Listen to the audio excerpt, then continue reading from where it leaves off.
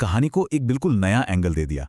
उनका कहना था कि देखो, मार्केट सिर्फ रूस वाली खबर पे पैनिक कर रहा है, मतलब सैंक्शन के डर को देख रहा है, लेकिन वो सिक्के का दूसरा पहलू, सप्लाई का फायदा, उसे पूरी तरह से नजरअंदाज कर रहा है।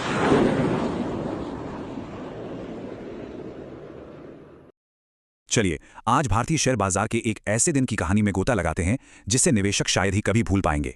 एक ऐसा दिन जब तीन बड़ी कंपनियों के शेयर अचानक से धड़ाम हो गए और पूरे मार्केट में कह सकते हैं कि एक भूचाल सा आ गया था। हाँ, लेकिन आगे बढ़ने से पहले एक जरूरी बात, ये जो भी हम यहाँ डिस्कस कर रहे हैं ये सिर्फ जानकारी और सीखने के मकसद से है। इसे कोई फाइनेंशियल एडवाइस मत समझिएगा। हम सेबी रजिस्टर्ड एडवाइजर नहीं हैं और यहाँ कोई खरीदने या बेचने की सलाह नहीं दी जा रही है। और हाँ, अगर आपको ऐसी क्विक अपडेट्स चाहिए तो हमारे चैनल पेज पर जरूर जाएं, वहां से आप हमारे फ्री व्हाट्सएप ग्रुप से भी जुड़ सकते हैं। ये जो नंबर दिख रहा है, 2.1 लाख करोड़ रुपया, ये कोई छोटी मोटी रकम नहीं है। ये वो वैल्यू है जो भारत की 3 सबसे बड़ी, सबसे मजबूत कंपनियों रिलायंस, ट्रेंट और टाटा मोटर्स ने मिलकर गंवा दी, और वो भी सिर्फ एक दिन में। अंदाजा लगाइए, ये रकम इतनी ज्यादा है कि कई छोटे छोटे देशों की पूरी इकॉनमी भी इससे कम होगी। तो यहाँ सबसे बड़ा सवाल यही खड़ा होता है कि क्या ये मार्केट को गिराने की कोई सोची समझी चाल थी, एक कोऑर्डिनेटेड क्रैश, या फिर ये बस 3 अलग अलग मामले थे जो इत्तेफाक से एक ही दिन हो गए। चलिए एक एक करके इसकी पड़ताल करते हैं।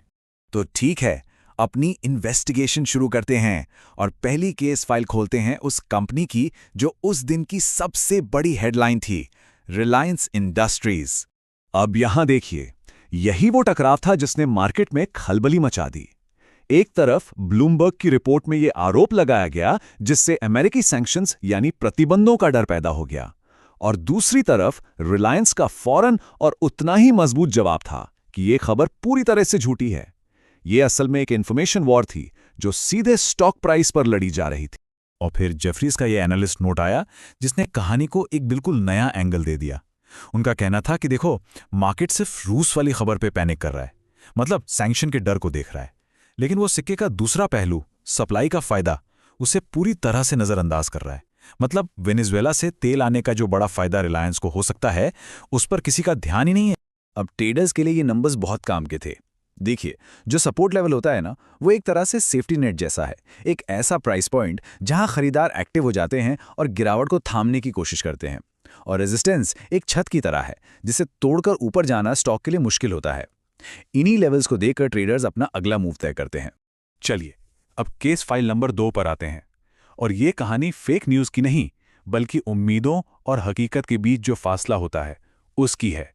इस चार्ट में ही पूरी कहानी छुपी है, वो कंफ्यूजन जिसने इन्वेस्टर्स को डरा दिया। एक तरफ देखिए, कंपनी का टोटल रेवेन्यू तो 17% बढ़ा, जो सुनने में अच्छा लगता है, लेकिन दूसरी तरफ जो मौजूदा स्टोर्स की कमाई थी वो करीब 16% घट गई। इसका मतलब यह है कि नए स्टोर तो खुल रहे हैं, लेकिन पुराने स्टोर्स की परफॉर्मेंस गिर रही है, और यही बात इन्वेस्टर्स को भविष्य की ग्रोथ को लेकर टेंशन दे गई। और ये जो गिरावट हुई, ये वैल्यूएशन ट्रैप का एक क्लासिक केस है। अब ये क्या होता है, इसे ऐसे समझिए, मान लीजिए आपने एक बहुत ही महंगी स्पोर्ट्स कार खरीदी है। अब आप उससे हर बार परफेक्ट परफॉर्मेंस की ही उम्मीद करेंगे, राइट? बस वही हाल ट्रेंड के स्टॉक का था। उसकी कीमत इतनी ज्यादा थी कि जब उसके नतीजे बहुत अच्छे तो आए, लेकिन शानदार या असाधारण नहीं, तो इन्वेस्टर्स ने उसे एक फेलियर मान लिया और बिकवाली शुरू कर दी। मार्केट में एक बहुत पुरानी कहावत है, गिरते हुए चाकू को पकड़ने की कोशिश मत करो।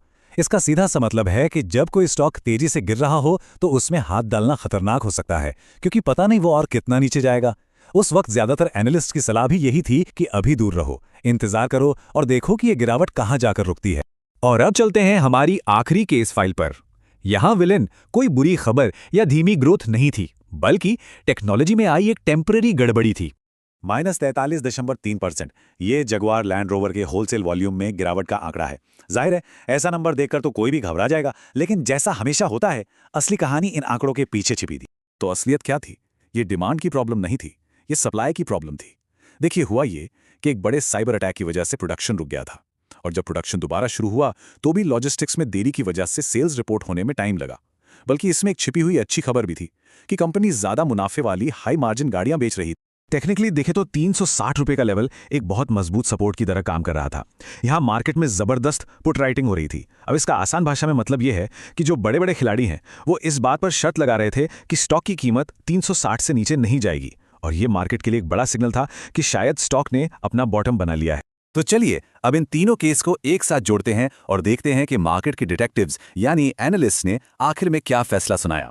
और ये है एनालिस्ट की प्लेबुक।